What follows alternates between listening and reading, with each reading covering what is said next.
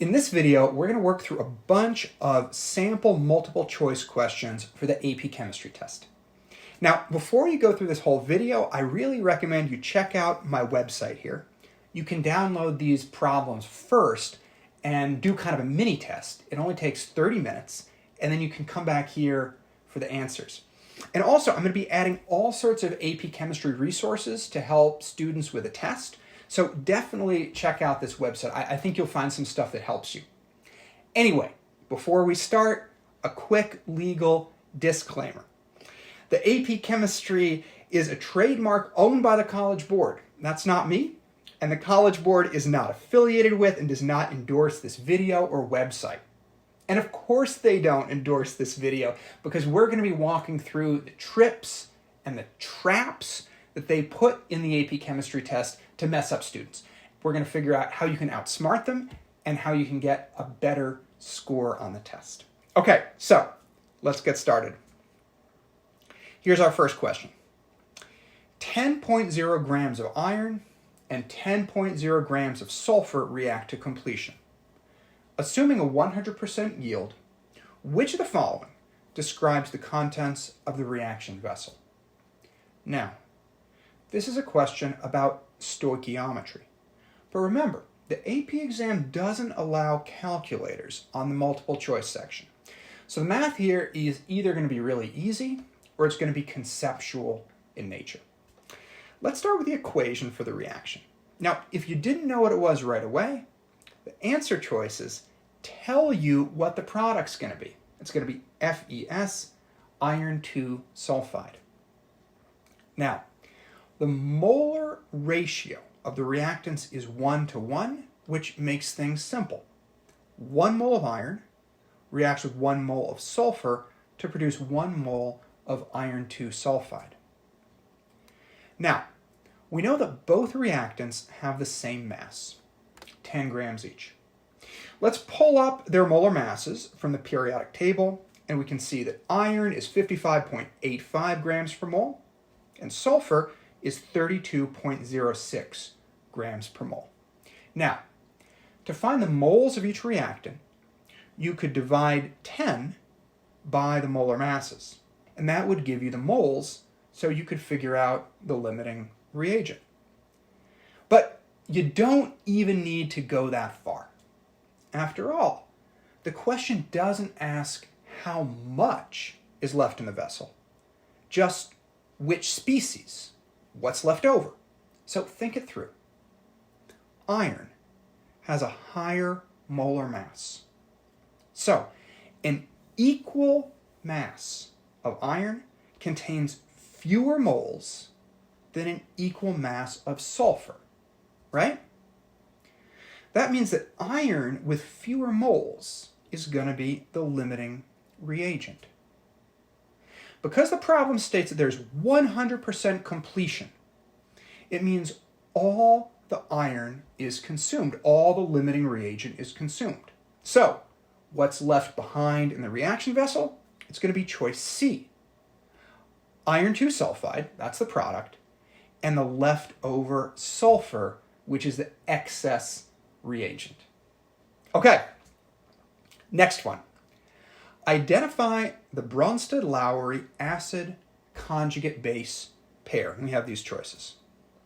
Now, a little background.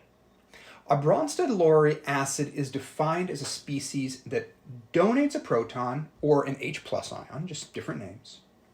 A base is a species that accepts a proton. So let's look here at a weak acid in equilibrium. Here's the acid, it's HA, and it donates a proton. And the proton donation leaves behind a negatively charged ion, right? It leaves behind A-. It's lost the proton. And this A- can re-accept a proton in the reverse direction, and that makes HA again. We call this species A-. We call this the conjugate base. A- is the conjugate base of the acid HA. So, HA, A-, represents the acid conjugate base pair. And sometimes we'll talk about bases and conjugate acid pairs. That's where we have B and BH+. But look, here's the most important part.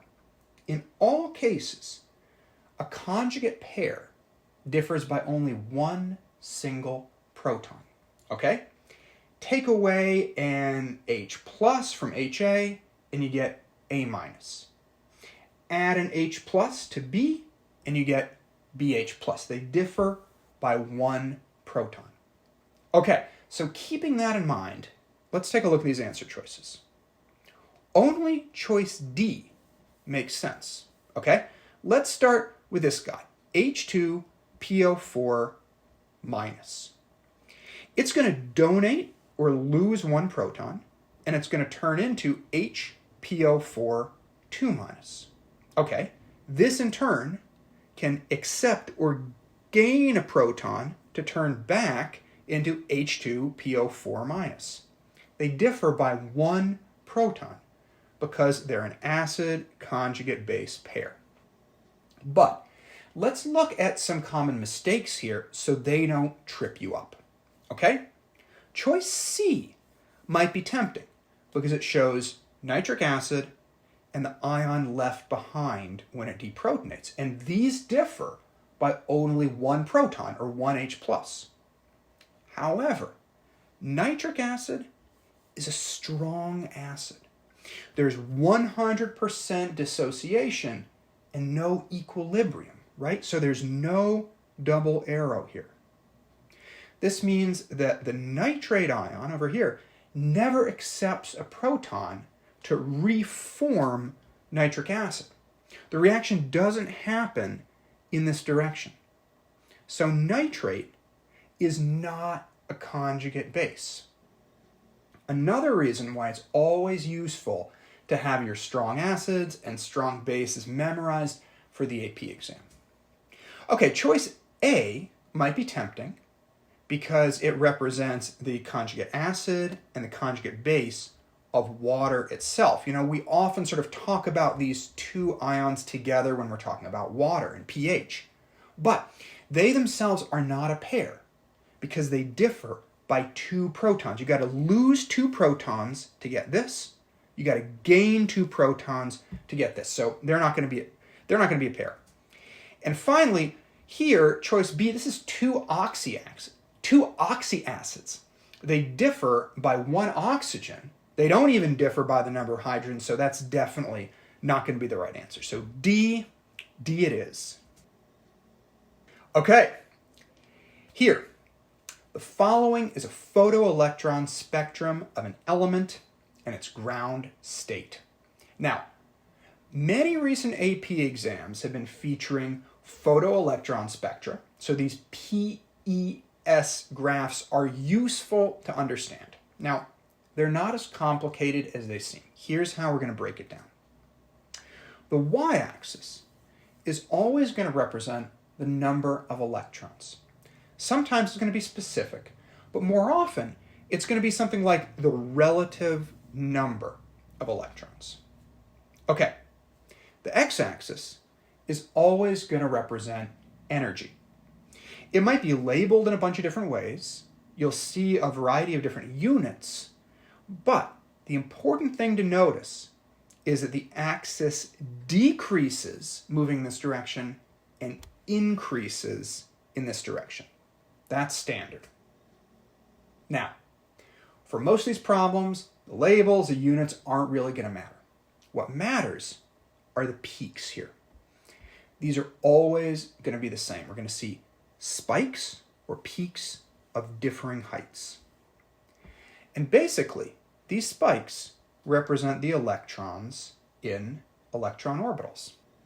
Most PES questions are going to ask you to translate the graph into a specific element, like we're doing here, or translate it into an electron configuration. So, here's how you do that. First, look at the smaller spikes. These usually represent filled s orbitals. And look for a pattern moving from left to right. These spikes represent 1s2, 2s2, 3s2. Electrons that are closer to the nucleus, like 1s2, have a higher binding energy. So that's why they're over here, where the values are higher. Okay? Now, the spike on the far right over here, it's smaller than the others. It doesn't fit this pattern, so we're going to ignore it for now. But these here, 1s2, 2s2, 3s2. Pretty sure about that. Now, the next spike here is a p orbital. Notice how this spike is 3 times higher than the s spikes. That's because an s orbital, a filled s orbital, holds 2 electrons, but a p orbital holds 6 electrons, which is 3 times as many. Okay? So, let's see what we have so far. This is going to be 1s2, 2s2, and then our first p orbital is going to be 2p6. Then we've got 2s2, and what's going to come next? Our outlier, our little spike over here. What do you think this short spike means? It's half the size of a filled s orbital, so it only has 1 electron. Well, what comes after 3s2? 3p, right? And there's only 1 electron in it, so it's got to be 3p1. So, our complete electron configuration is 1s2, 2s2, 2p6, 3s2, 3p1. We can add up the number of electrons that are in all these orbitals and we get 13. So, that is choice B, aluminum, which in its ground state has 13 electrons. Now, let's look at a couple of common mistakes. Some people may be tempted to choose boron, A, which has 5 electrons. Now, why might you do that? Well, because there's 5 spikes, 1, 2, 3, 4, 5. But remember, the x-axis is relative number of electrons. These spikes represent electrons in orbitals, not individual electrons. If you picked D, potassium, you probably thought that this little spike at the end was 4s1. But remember, you have to go in order of a standard electron configuration. So before you get to 4s1, you have to have 3p6, and we don't have that here. So that's why aluminum with 13 electrons, a neutral aluminum atom, is our correct choice. All right, a saturated solution of NH43PO4 has a concentration of ammonium ions of 1.50 molar. What is the concentration of ammonium phosphate? Okay, ammonium phosphate is an ionic compound that's fully soluble in water, and we know that because all ammonium compounds are soluble. Ammonium phosphate dissociates according to this equation. This 3 subscript on the ammonium means we get 3 ammonium ions after dissociation. Okay? And there is a 1:3 ratio of ammonium phosphate to ammonium ion. So, because of this ratio, if the concentration of ammonium ion is 1.50 molar, that's given to us right here in the problem, right? The concentration of ammonium phosphate must be 1/3 that amount. That's 0.50 molar. So choice A is the correct answer, but some common mistakes. You may have been tempted by choice C because you see the 1.50 there. But that would only be true if the ratio were 1:1, like ammonium chloride here. Then the concentration of each component would be 1.50 molar. And choice D here represents a 1:3 ratio, but it's reversed. There's 3 times as much ammonium phosphate as ammonium, and that's backward. Okay? So that's why choice A is correct. All right, this is going to be a little bit of a conceptual math workout. An antacid tablet containing calcium hydroxide, and we get the molar mass, is titrated with a 0.100 molar solution of hydrochloric acid, HCl. The endpoint is determined by using an indicator. Based on the information below, that's going to be this here, what was a mass of the calcium hydroxide in the tablet? And we're given the burette readings. The initial reading is 5.1 milliliters, and the final is 25.1 milliliters. Okay, where do we start? Well, this question is about titration. We have a base, calcium hydroxide, and an acid, hydrochloric acid. Now, it also mentions the endpoint here, and that's fundamental to any acid-base titration, where the neutralization process, when the neutralization process is complete, okay? The endpoint is when the moles of H plus from the acid equal the moles of hydroxide from the base. It's also called the equivalence point. So let's work through this problem. So first, how many moles of HCl do we need to neutralize the base? Okay? The burette contained the HCl. The volume started at 5.1 milliliters and went to 25.1 milliliters. So we can do some subtraction here, giving us 20.0 milliliters. That's the volume of acid that we used. But that's not the number of moles, that's the volume, okay? So to find the number of moles, we have to use the molarity equation. Molarity equals moles divided by liters. Now, you probably have this memorized because you use it a lot, but it is one of the given equations on the AP exam. So rearranging this equation shows you that moles equals molarity times liters. So we can start with moles equals 0.100 molar. But now, remember that the equation needs you to use liters. And this number here is milliliters. Okay, so you need to convert milliliters to liters before you can use this equation. There's 1,000 milliliters in 1 liter, so you can divide by 1,000 or just shift the decimal 3 spots to the left. Okay, so we had 20.0 and we go 1, 2, 3.020 liters. Very important. And when you think about the math, you're multiplying by 0.1, which just means that you're going to be moving this decimal spot one more to the left. Okay? This tells us how many moles of HCl are needed to neutralize the base. Okay, it's getting a little bit cluttered here, so let's get rid of the stuff that we don't need right now and we'll bring it back later.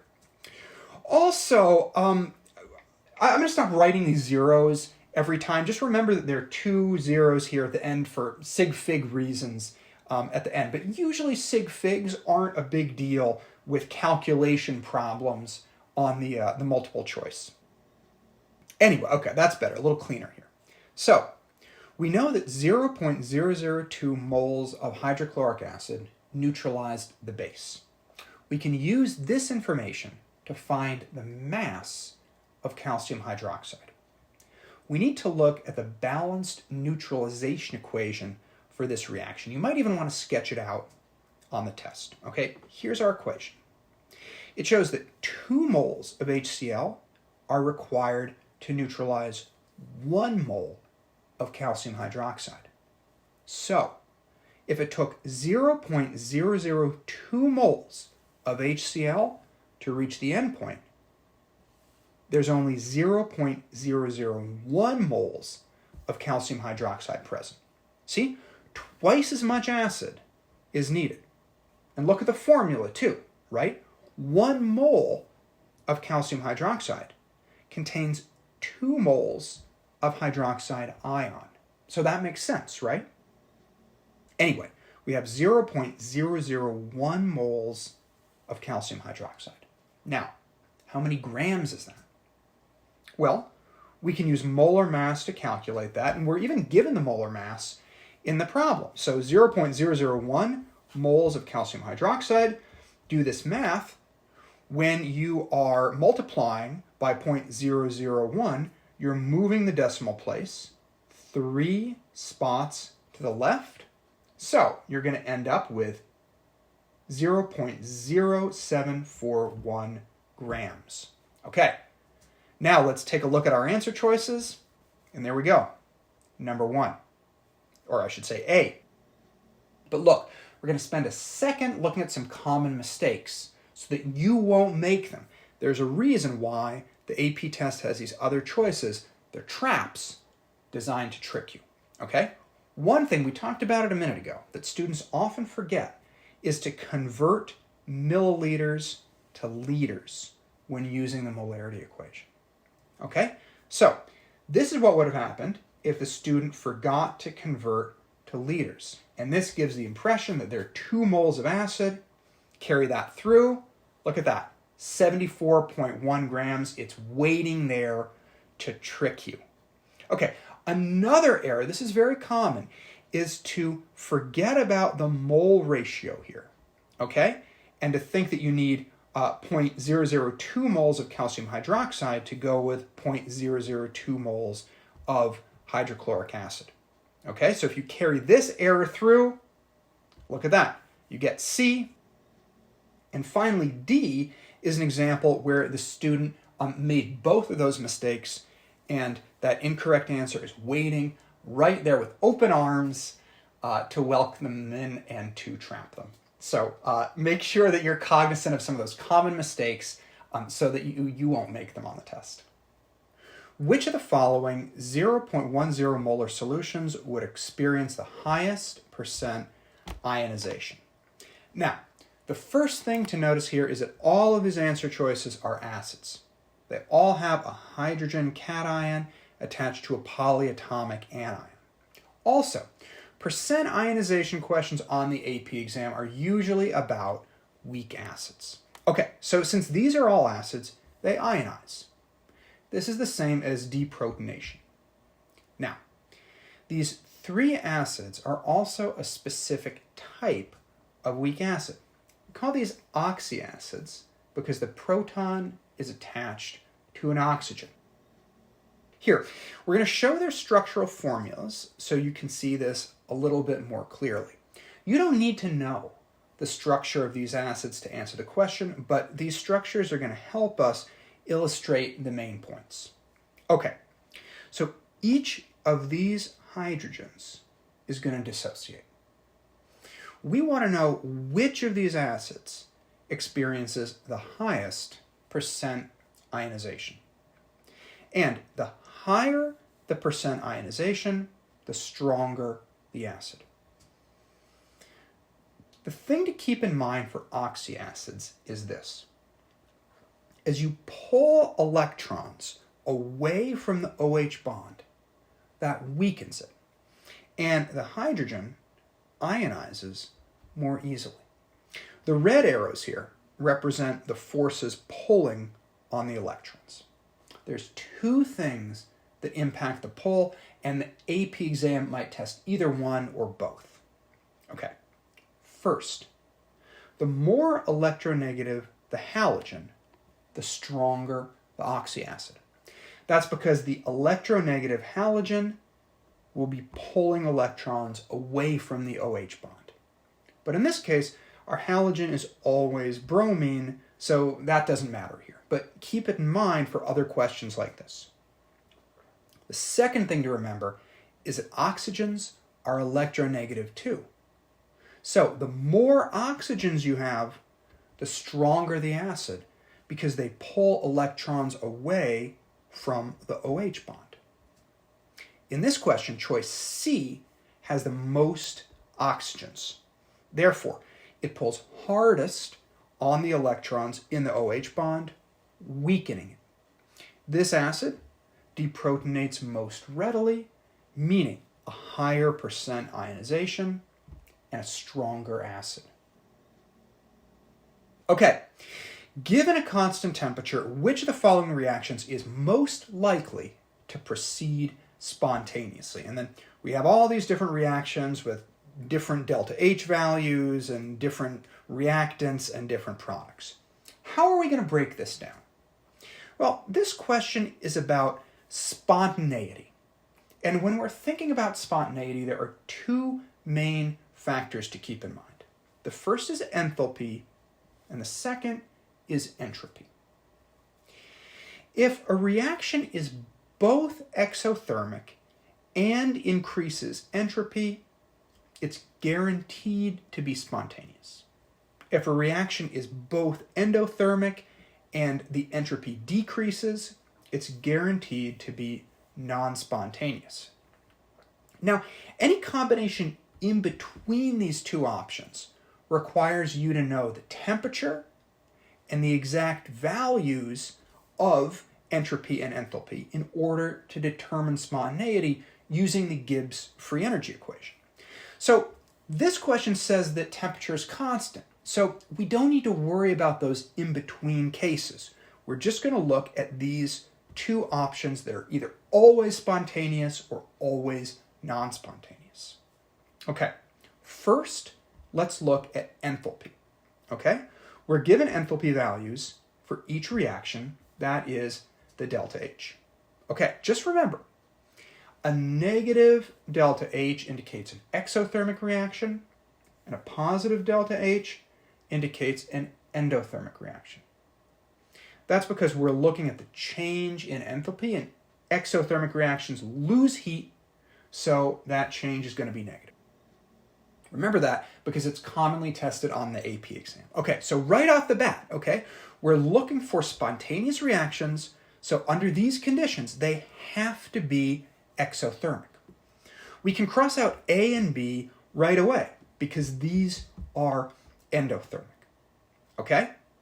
Now, it's not that endothermic reactions can't be spontaneous, but we're looking for a candidate that's going to meet both of these conditions. Okay? Now, to narrow it down between C and D, we need to look at entropy, the measure of disorder. There are two things to keep in mind about entropy questions. The first is that entropy increases when you move from solids to liquids to gases. Okay? These phases of matter have increasingly more entropy. The second is that entropy increases when you produce more moles of gas. That's because gas has a lot of entropy. So the more gas particles you make, the more entropy your reaction is going to be contributing to.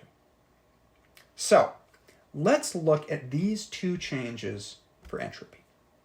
In choice C, an aqueous reactant and a solid reactant produce 2 moles of gas. That's a definite increase in entropy. That's good. And C is probably the correct answer. But let's look at choice D just to be sure. Here we see 1, 2, 3. Remember the 2 here. 1, 2, 3 moles of reactant gas produce 2 moles of product gas. That's a decrease in the moles of gas. It's a decrease in entropy too, which is not favorable to spontaneity, so we can cross this out. And the correct answer is choice C. It's the only one that meets both of these conditions. It's exothermic and entropy increases. All right, here's a lab-based question. A student is performing a redox titration by oxidizing Fe2 plus ions to Fe3 plus ions using a solution of 0.0010 molar KMnO4. The target solution is iron 2 sulfate, and then we're given the balanced redox reaction. Okay, so that's the background. Now, here's the actual question. Assuming all glassware has been cleaned and thoroughly rinsed with distilled water, what is the proper laboratory procedure before adding the KMNO4 solution to the burette. And we have choices. Now, as we said, this is an example of a lab procedure question, and you can expect a couple of these on the multiple choice section of the test. And some are pretty common sense, but some get a little bit particular, okay? The best way to approach these questions is to focus on two main concerns. The first is lab safety, and the second is preventing error. Almost all the lab questions, the lab procedure questions that you'll get on the test, have to do with one of these two themes. So here we're not talking about safety. Here it's about preventing error. Now, your first impulse might be to select choice A, because it's never a bad idea to make sure that your glassware is clean. But the problem has already stated that the burette has been thoroughly rinsed, which means that it has been cleaned, but there are still drops of water inside the burette, right? So what happens when you add KMNO4 solution? Well, that extra water that's in the burette dilutes the solution, which lowers the molarity. So you think you're working with a solution that has this concentration, but since there was water left over inside the burette that diluted the solution, what you're working with is actually slightly more dilute than this value here because of the leftover water. So the correct answer choice is B. The burette first should be washed with excess permanganate solution to clear out any pure water that has stayed behind so that it won't get diluted by the leftover water. Okay, now there are some traps here that you might have picked, and that's okay. Let's talk about why. If you pick choice D, okay, you might have noticed that the balanced equation has some H plus ions in here as reactants. And like many complicated redox reactions, you have to acidify the reaction to balance it properly. But here, when you're doing it in the lab, the acid is actually added to the iron sulfate solution. So there's nothing in the problem that suggests that to get ready for this titration, you would add acid to the permanganate. So avoid making that assumption. And finally, choice C is very, very wrong because you'd be introducing traces of one reactant to the other reactant before you actually do the lab procedure. So that would contaminate the burette and it would be very poor procedure. So our only good choice here is choice B. Okay, for this hypothetical reaction, the following initial rate data were obtained. The temperature remains constant. And then we got this table here showing 4 experimental trials along with the initial concentrations of the reactants and the initial reaction rate. So this is a problem about kinetics. And the AP exam often asks rate law questions a lot like this in the multiple choice section. Usually you're given a table of initial concentrations and rates and asked to find the rate law. To solve a problem like this, you'd use the method of initial rates. You find 2 rows where only one concentration changes, and you look at the effect that that has on the rate. And there are only 3 possibilities. If you change the concentration and there's no effect on rate, that species is 0 order. If you change the concentration and the rate changes by the same proportion, that species is 1st order. For example, if you double the concentration and the rate doubles, that's classic 1st order. And finally, if you change the concentration and the rate increases by the square of the change, the species is 2nd order. So if you double the concentration and the rate quadruples times 4, that would be 2nd order. Okay, so let's use that method here. Between experiment 1 and experiment 2, you can see the only thing that changes is the concentration of Q. Okay, what happens to it? Well, Q doubles, 0.2 to 0.4. Okay, now let's take a look at what is going on with a rate. This quadruples, okay? We had double here, quadruple here. That means the reaction is second order with respect to Q, because 2 squared is 4. We're done with Q. Now, before we move on though, let's talk about rates and scientific notation. The AP exam loves giving reaction rates in scientific notation like this. So when you're comparing rates, pay close attention to the superscripts on 10. Okay? It might sound weird to say that 6.0 times 10 to the negative third quadruples to 2.4 times 10 to the negative second, but 10 to the negative 2 is a larger number than 10 to the negative third. If you expand these numbers out of scientific notation, you can see it more clearly, okay? 0.0060 times 4 equals 0.024. Okay, got it? So keep an eye on the scientific notation. Let's get back to the problem. Now, experiment 1 and experiment 4, M and Q stay the same, but X doubles. What happens to the rate?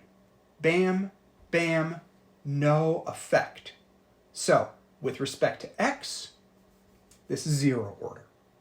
All right, and the last thing to look at is the concentration of M. Experiment 1 and experiment 3, Q and X stay the same. M doubles. What happens to the rate? The rate doubles. M doubles, rate doubles, classic, boom. First order, same proportion. And once again, if we are mindful of the scientific notation, we can see that this times 2 equals 0.012, 1.2 times 10 to the negative second. Okay, so we know all these orders. We figured it out from the table. Let's now put together our rate law. Rate laws always start with K. 0 order reactants drop out when we write the rate law. So we're just not going to put them in there. So our rate equation, our rate law is going to be rate equals K M, that's first order, Q squared. The square because it's second order. Now, let's bring back our answer choices, and right here, D. D is the correct answer. Aha! But before we go to the next problem, let's pause for a second, right? There's an even quicker way to get to this answer. You remember how we immediately established that this equation was, or this reaction was second order with respect to Q? Well, look at this. Look at the answer choices. Only one of them has Q squared as a term. So if you're feeling really confident, you could have selected D immediately and moved on. Now look, that's a gutsy move. But if you really know what you're doing, you could save yourself a lot of time. Okay. The above gaseous reaction occurs and comes to equilibrium in a closed container.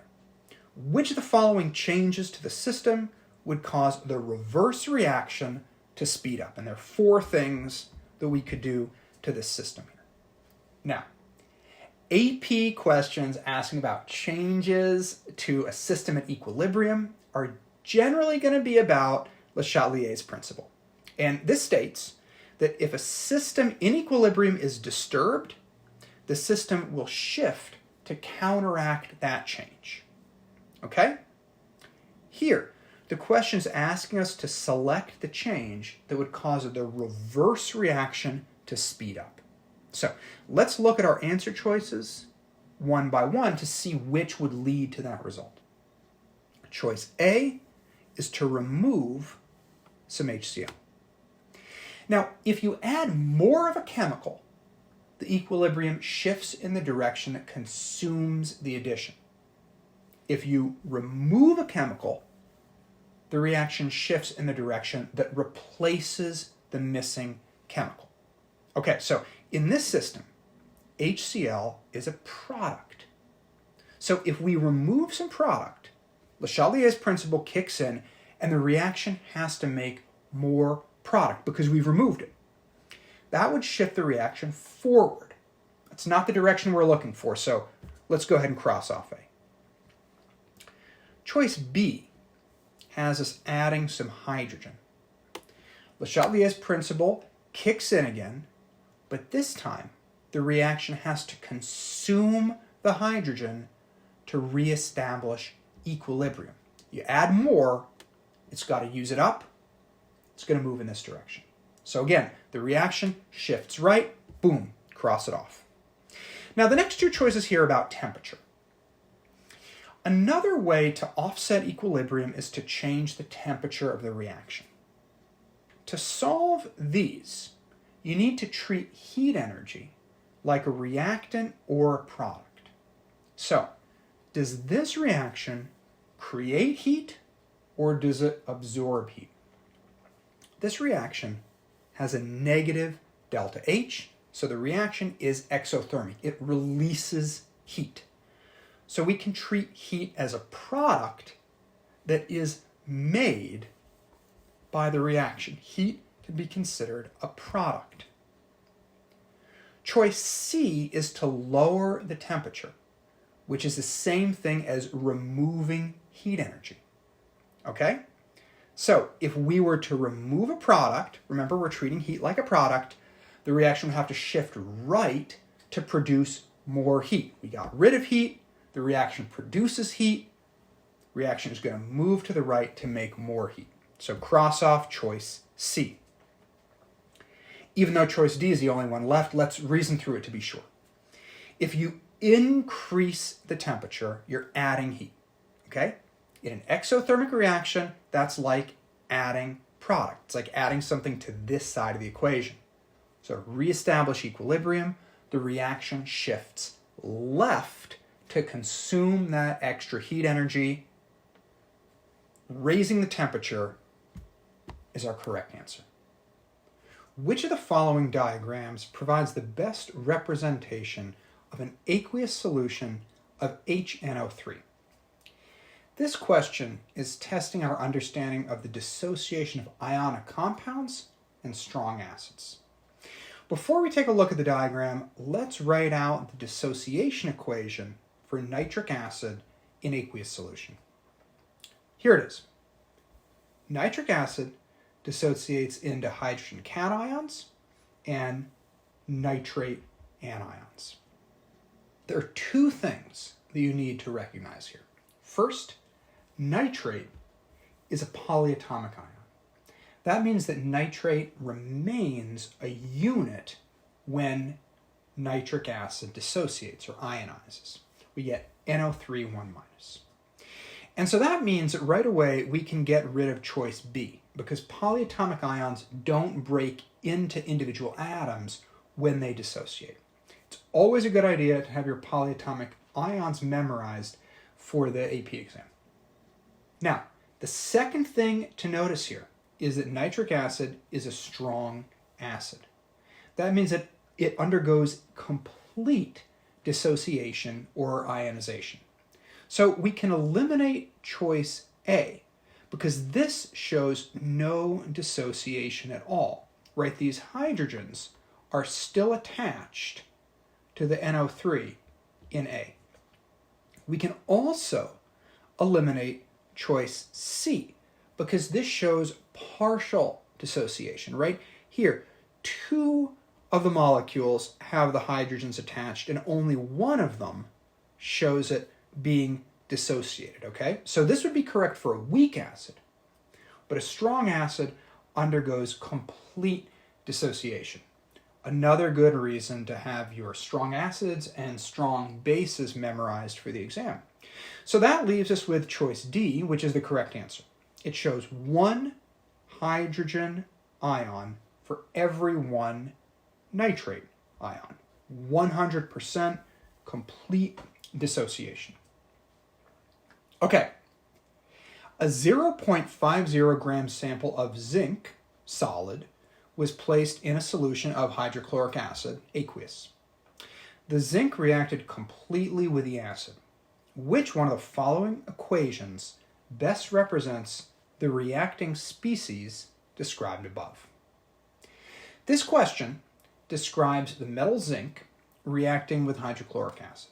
And then it asks you which equation best represents the reacting species. Note the wording here in red. We're going to come back to it in a second.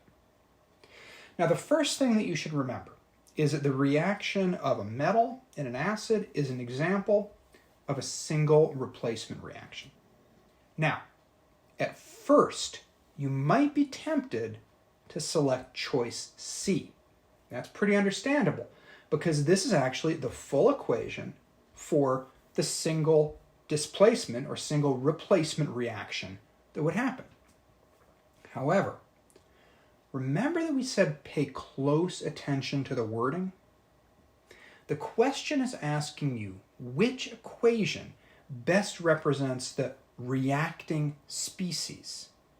That's a different question. So what we're looking for here is actually the net ionic equation.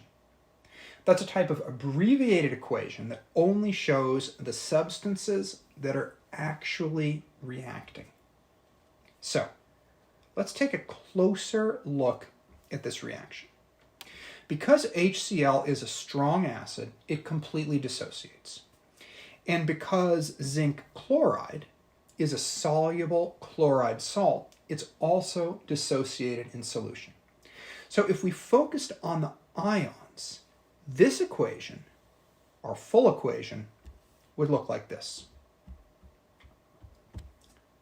Now, look at the chloride ion here. See how it doesn't react? It starts as chloride, Cl-, and it ends up as chloride. We call an ion like this a spectator ion. It doesn't actually react. So it's not included in the net ionic equation. So the chloride, ka-choop, drops out. And we have our net ionic equation. We keep this and we keep this because these actually reacted. They actually changed during the course of the reaction. This is what we're left with. This is the equation that best represents the reacting species. Look at this. There it is, choice A. The AP exam loves net ionic equations. Sometimes they're pretty clear about it, but sometimes they get really sneaky, like with this question. So pay attention to the wording. Let's look at the other two answer choices to double check our answer. Choice D looks like a single replacement reaction, but notice the hydrogen. It remains as H+ ions instead of being reduced, to H2. Tempting, but wrong. And finally, choice B is just wrong. It's not even a single replacement reaction, so we can just get rid of that. Okay, beaker A, there it is, contains 250 milliliters of pure deionized water, and beaker B contains 500 milliliters of 1.0 molar KCl, dissolved in water, we would assume. Silver chloride crystals are added to each beaker. After stirring the contents of the beaker, some solid AgCl remains at the bottom of each, as shown below. Which of the following is true? This question is about solubility and the common ion effect. The AP exam loves the common ion effect. So problems like this are pretty common. Let's take a closer look. It's more complicated than it seems. There's a lot going on here. So to make some room, we'll shrink our diagram. Okay, so we have two beakers. One contains 250 milliliters of pure water, the other 500 milliliters of 1.0 molar KCl. Silver chloride has been added to both beakers to saturate the solution. Which beaker has the highest concentration of silver ions? At first glance, you might be tempted to select D because you probably memorized that silver chloride is an insoluble salt. Okay? It doesn't dissolve well, but if you've studied solubility equilibrium, you know that all salts are actually soluble, even if just a tiny bit. Okay, so some AgCl is going to dissolve, so we can eliminate D right away. It's a trap. Don't step into it. Okay, here's another kind of trap. You might be tempted by the fact that beaker B has twice as much solvent, twice as much water, so it should dissolve twice as much AgCl, or you think it might dissolve twice as much AgCl.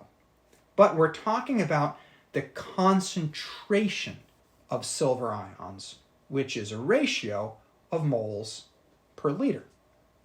So the concentration of silver ions is not the same as the amount of silver ions.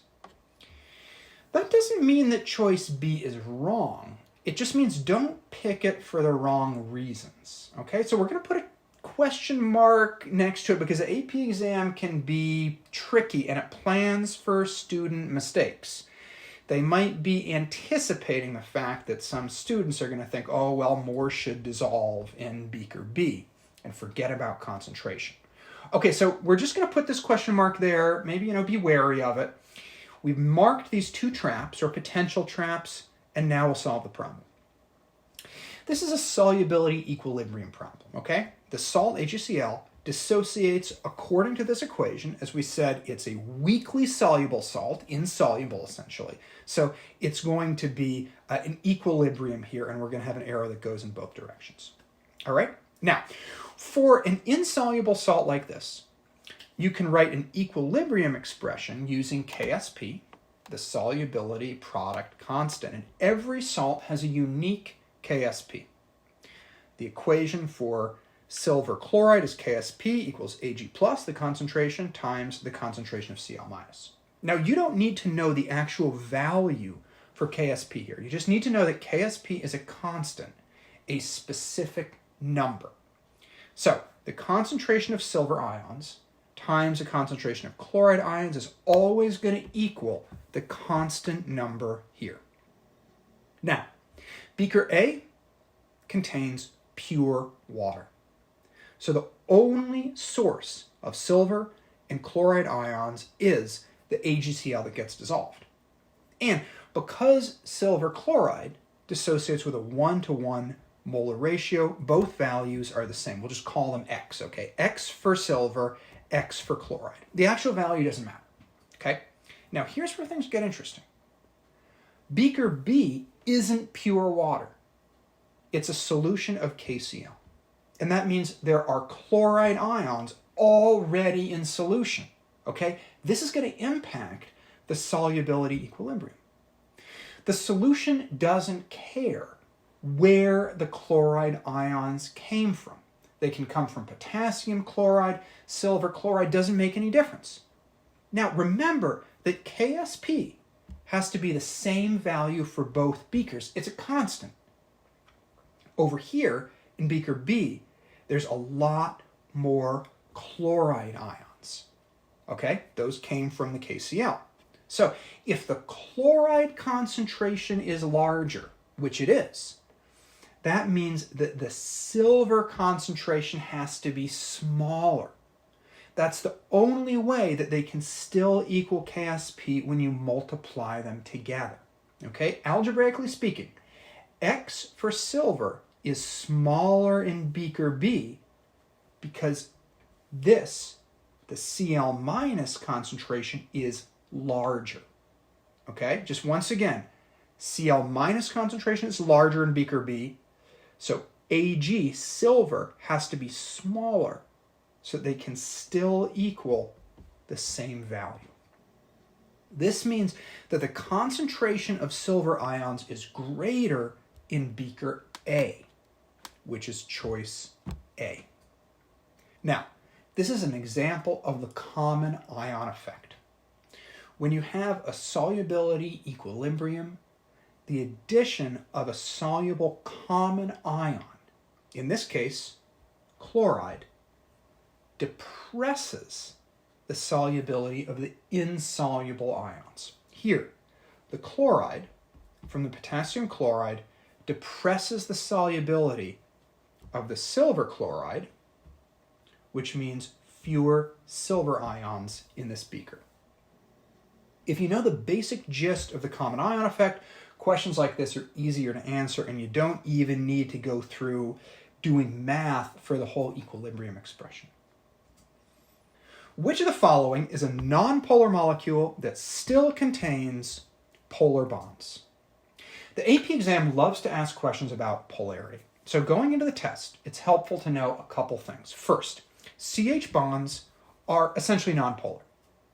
Now, know that fluorine is the most electronegative element, followed by oxygen, nitrogen, and chlorine. You should also know that the shape of a molecule affects its overall polarity. In this question, we need to meet two criteria. First, the molecule has to be nonpolar. Second, the molecule has to feature a polar bond. So, let's answer them one at a time. First, are any of the molecules here polar? If so, we can eliminate them immediately. Okay? Choice D is the only polar molecule. As you can see from the Lewis structure here, it would have a tetrahedral shape, but two of the bonds are polar CF bonds, right? That F is way more electronegative than the carbon, than the C. So electrons are going to be pulled in this direction. Okay? Now, these two bonds are polar. We can now consider the molecule as a whole, and we can see that one side of it here has the electrons being pulled to one side, so it's unbalanced. Okay? That means that this is a polar molecule. Now, this could be a little bit tricky because this is a tetrahedral shape, which is one that we sometimes associate with nonpolar molecules like methane there. But we want to keep in mind what the individual bonds are and how they're oriented. All right, so polar molecule, boom, cross it off. Now, 3 nonpolar molecules left. So now we're looking for polar bonds. We just said that CH bonds are nonpolar, so boom, that's why we can get rid of choice C right there. Choice A is diatomic. All right, we have a nitrogen bonded to a nitrogen, which means that both atoms have the same electronegativity, so we can definitely cross out that choice. That leaves us with choice B, carbon dioxide. Okay, the CO bond is polar. Oxygen has a significantly greater electronegativity than carbon. So we have polar bond there, electrons getting pulled. But the shape of the molecule is linear, so it cancels out. These two polar bonds going in this direction cancel each other out. So we have a nonpolar molecule that still contains polar bonds. Okay, which of the following statements is true regarding lithium and cesium? Okay, here we're comparing some of the properties of two elements. And specifically, we're looking at ionization energy, atomic radius, and electronegativity. The first step here is to recognize that these 3 things are all periodic trends. Okay? They're properties that vary in a predictable manner based on where an element is on the periodic table. The AP exam is never going to expect you to memorize the atomic radius or the ionization energy of every element, but it will expect you to compare the properties of elements based on where they fall on the periodic table. Bam! So to answer this question, we'll want to use our periodic table. We'll get rid of the answer choices now. We'll bring them back when we're ready. Okay, so let's find lithium and cesium on the periodic table. They're in group 1, the alkali metals. And this means that the question is asking us to predict how periodic trends change from top to bottom of a group like this. Let's review these trends. We'll get rid of the rest of the periodic table and just focus on group 1 here. Okay, as we move down a group, atomic radius increases. And this makes sense because as we add energy levels, the atom gets bigger. So we can see that lithium will have a smaller atomic radius than cesium, which has more energy levels with electrons in. Okay, so lithium has a smaller atomic radius. However, ionization energy and electronegativity both decrease as you move down a group. They increase in this direction, but they decrease in this direction. This is also because of the extra energy levels. Okay? As we move down a group, the atom's valence electrons are further from the nucleus. The core electrons shield these valence electrons from the attractive forces of the nucleus that are pulling them in. So it's easier to remove valence electrons the more core electrons you have shielding the nucleus.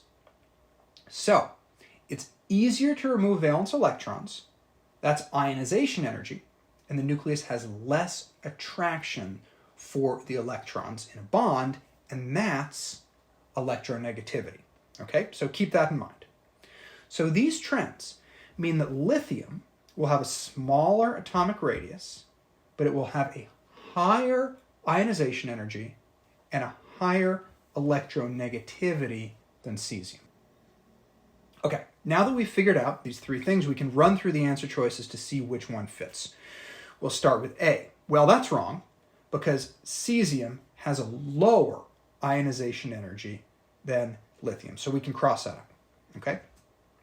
Choice B states that lithium has a higher ionization energy and the higher electronegativity. That fits with what we know, so that's our correct answer. And choice D is wrong because lithium has a smaller atomic radius than cesium. So yep, B was our correct answer. Before we move on, one word about periodic trends. Well, a couple words about periodic trends. Sometimes the AP exam will ask about trends moving across a period instead of down a group. Okay? So it's best to know all your trends. Just for the record, when moving left to right across a row, ionization energy and electronegativity both increase. But atomic radius increases moving right to left across a row. That's the one students usually forget. So, be prepared for all the possibilities. A 1.0 liter sealed container contains equal masses of neon and argon. The total pressure of the system is 12 atm. The temperature remains constant. What is the partial pressure of argon? In order to solve this problem, you need to understand Dalton's law of partial pressures. And that can be expressed as a formula, or it can be expressed simply in words, okay? The total pressure of a system is the sum of each partial pressure. Now here, the total pressure of the system is the partial pressure of the neon plus the partial pressure of the argon. So how are we going to find these two pressures? Well, we can use the ideal gas law, PV equals nRT. We have to rearrange a little bit. If we divide both sides by V, we can see that the pressure of the gas equals number of moles times the gas constant times temperature divided by the volume. But look carefully. We don't have to do that much math here. In this system, the temperature and the volume remain constant, and R is always a constant. So this is going to make things easy for us because these variables, R, T, and V, are the same for both gases. We don't have to worry about them. The only thing different for each gas will be the number of moles, N. Boom. So basically, each partial pressure is directly related to N, the number of moles. The problem tells us that we have equal masses of neon and argon. But N is all about moles, not mass. So let's compare their molar masses. Neon has a molar mass of about 20 and argon about 40 grams per mole. Now, argon is almost exactly twice as large as neon. Argon's molar mass is almost exactly twice as large as neon's. So, if the masses that we have are equal, the molar amounts have a 2-to-1 ratio. Okay, let's think through this a second, okay? For example, let's say you had 40 grams of each gas.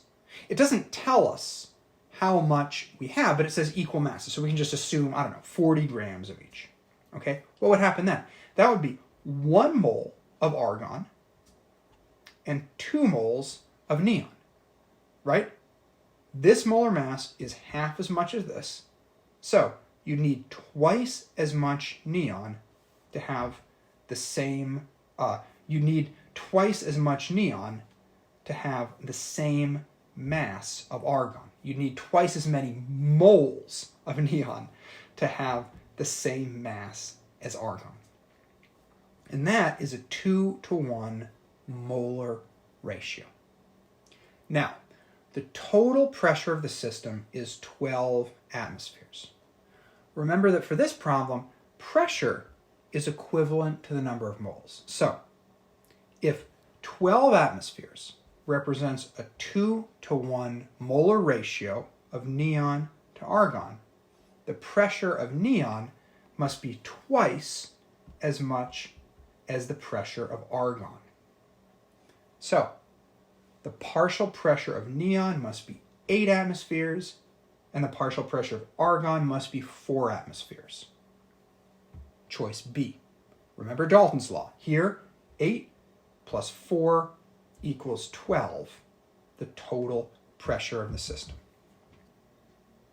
Okay, which of the following species has the electron configuration shown below? Now, we could go through each one of these and we could write electron configurations for all of them, but that's going to take too much time. Let's think of a quicker way to do this. This electron configuration tells us the number of electrons in each one of these orbitals, so we can add this up and get 36 total electrons. Now, which of these atoms or ions has 36 total electrons? Well, a neutral krypton atom has 36 protons and 36 electrons. But check it out, that's not a choice here. That means that the electron configuration must be for an ion, where protons and electrons are not equal. So right away, since we know we're looking for an ion, we can cross out A and we can cross out D, since these are neutral. So it's going to be between B and C. Now, let's take a look at choice B, the strontium ion. Its atomic number is 38, so it has 38 protons, but the 2+ charge means that there's 2 more protons than electrons. So it's missing 2 electrons, which means it has 36 electrons. So we know that's right. But what about choice C, Br+? If you just glanced at it quickly, you might be tempted to think that the +1 charge means +1 electron, which means you'd go from 35 protons to 36 electrons, right? No, it's a common error to make. A +1 charge would mean that you have 1 more proton than electron, so you'd actually have 34 electrons. Now, also, halogens, like bromine, don't form +1 ions. Okay, so it's important to keep in mind that sometimes the AP exam gives an answer that doesn't exist in real life. Those answers are never the correct ones, like Br1+. So don't be fooled by that. And there's an even faster way to do this problem using the periodic table. Okay, krypton is a noble gas. And this is a noble gas electron configuration, full S shell, full S and P shell. Okay, so krypton is here. And strontium is here in the second column with 2 more electrons, right? Krypton is here, 1, 2, strontium. So its electron configuration with 2 more electrons is going to be krypton 5s2 with those 2 more electrons. Now, strontium will often lose these 2 electrons to get a noble gas configuration, which gives us a +2 strontium ion with krypton's electron configuration. So again, choice B. Magnesium has a specific heat capacity of 1.0 joules over grams degrees Celsius. A sample of magnesium is heated to 80 degrees Celsius. It's placed in a calorimeter filled with 100 grams of water at 19 degrees Celsius. The magnesium cools and reaches thermal equilibrium with the water at 20 degrees Celsius. If the specific heat of water is 4.2 joules over grams times degrees Celsius, what is the approximate mass of the magnesium? Ooh, you can probably tell there's going to be a lot of calculation here, but remember, this is on the multiple choice section, so all the math you're going to be able to do in your head. There might be some tricks to keep in mind. Okay, now, the first thing to remember is that the equations you're going to need are probably going to be on that equation sheet. And one of these is Q equals mc delta T, which stands for heat transferred equals mass times specific heat times a change in temperature. So this is the equation that we're going to be using here. And when we're approaching specific heat problems like this, a great thing to do is to write down in a little table all of your knowns and unknowns. Specific heat problems often involve the transfer of heat from one substance to another. So you want to remember to keep track of both substances. Here, that's magnesium and water. Okay, we'll make a little bit of room. Write out a tiny little table here. Okay? So now we'll start writing down our knowns and unknowns. Our unknown is the mass of magnesium. We're asked that in the question. Okay? The specific heat of magnesium is this. Specific heat of water is this. The magnesium starts at 80 degrees and it's put in 100 grams of water. The water has an initial temperature of 19 degrees. And the problem says that thermal equilibrium happens at 20 degrees. That means the final temperature for both the magnesium and the water is going to be 20 degrees. Okay? Now, the equation up here needs delta T, the change in temperature. So, we can do a little bit of subtraction in our heads or on a piece of paper, and we can get the delta T for magnesium and the delta T for water. Now that we have our knowns and unknowns categorized here, we can start solving the problem. We'll take this, rearrange it for M, the mass of magnesium. So, the mass of magnesium equals the heat lost by the magnesium divided by the specific heat of magnesium and the change in temperature of magnesium. Now, we know this, but we don't actually know the value of Q here, right? We're given a change in temperature, but we don't know how much heat was actually lost by the magnesium. But we can figure that out. If you've ever done a specific heat lab or specific heat problems like this, you probably know how we're going to do this. With problems like this, there's usually a switch step based on heat transfer. To find Q, we make the assumption that the heat lost by magnesium was gained by the water in the calorimeter. So let's do a little bit more cleanup here. We'll add subscripts to the variables so we can keep track of things. So this is our equation for the mass of magnesium. Now we have to find Q, the heat gained by the water. Then when we get that, we can swap it into this equation. Okay, so to find the heat gained by the water, we'll go back to this heat equation and we'll make a version of it for water. Okay, we put this little blue box here and wrote water, water, water, so you can keep track of the fact that this is for water. Okay, so we can fill in these variables. We have the heat gained by water equals the mass of water. Well, that was given to us. We have the specific heat of water, that was given to us, and the change in temperature, delta T, 1 degree Celsius. Calculate this through. Math you can do in your head. You don't worry about the 1. You're essentially just multiplying 4.2 times 100. It's going to give you 420 joules. Okay, so that is the heat gained by the water, 420 joules. So now we can plug that in to the equation for magnesium, 420 joules there, divided by the specific heat and the delta T. Okay, we do the math. It is 420 essentially divided by 60, because you don't have to worry about the 1, and that gives us 7 grams. Let's take a look at our answer choices. There it is, B. Now, there are lots of common mistakes when you're doing specific heat problems, and most of them involve forgetting which the variables are for which substances. So that's why we kind of made that little table there at the beginning to get everything organized. Okay, so if you correctly calculated Q to be 420 joules, but you used the final temperature of the magnesium instead of delta T, well, that would give you 21 grams, which is choice D. In fact, all these other choices represent wrong choices that are typical math errors. So that's why it's important to write down and label your knowns. And don't forget that delta T here equals the absolute value of T1 minus T2.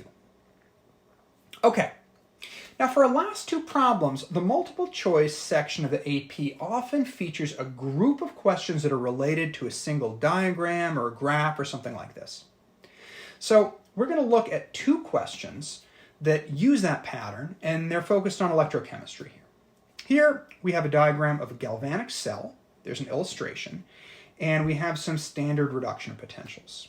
And it's important to know that when you see something like this on the multiple choice question, the questions don't depend on each other. In other words, the correct answer for one isn't necessary to get the second one or the following questions correct, right? So that's a little bit different than the free response questions, where you often need to get one right in order to get the next ones correct too.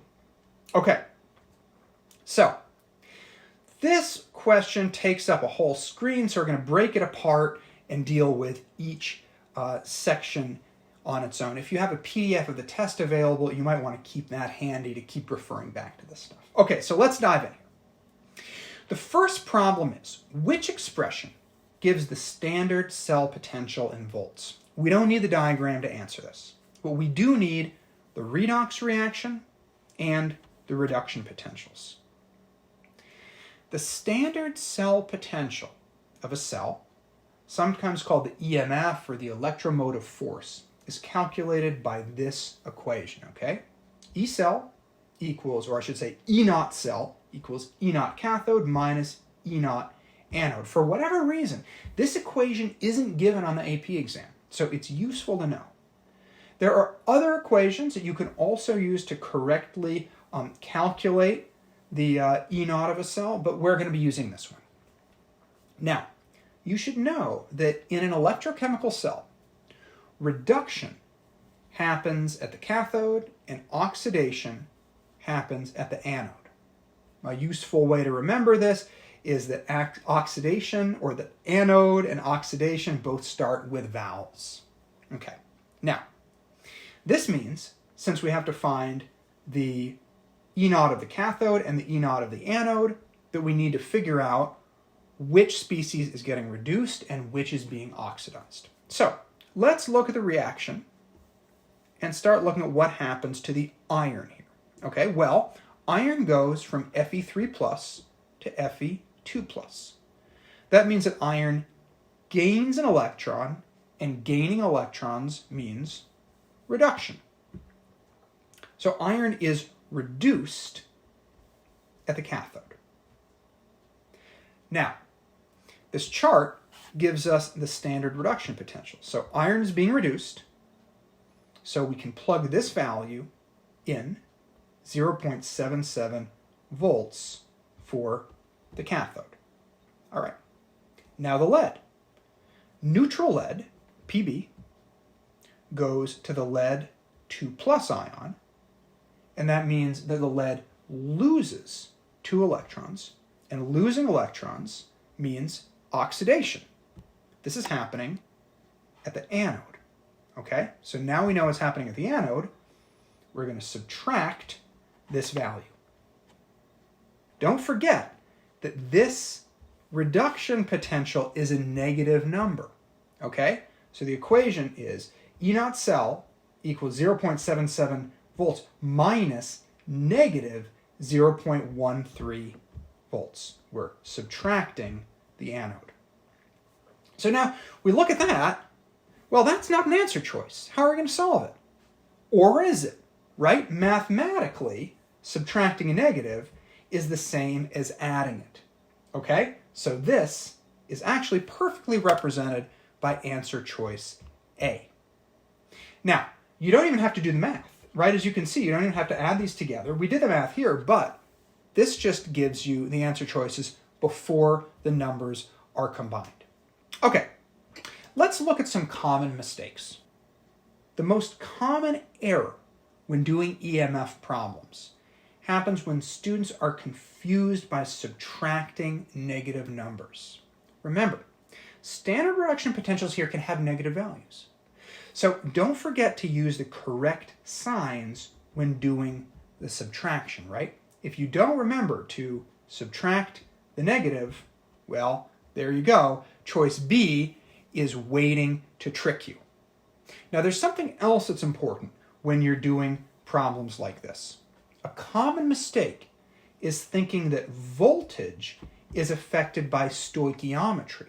Okay, if you were tempted by choice C, you probably doubled the value of iron, right? You see this 2 here. You might have doubled the value of iron because the reaction is talking about 2 moles of iron. But EMF of a cell is not affected by the coefficients in the balanced redox reaction. So you don't want to be multiplying this value by 2. And choice D combines both mistakes. The student forgot the minus, and they multiplied by the coefficient from the equation. All right, the last problem reads, which of the following accurately describes the change in mass occurring at the electrodes during the operation of the cell? Now, in order to answer this, we'll bring back the illustration. There it is. This cell features 2 types of electrodes.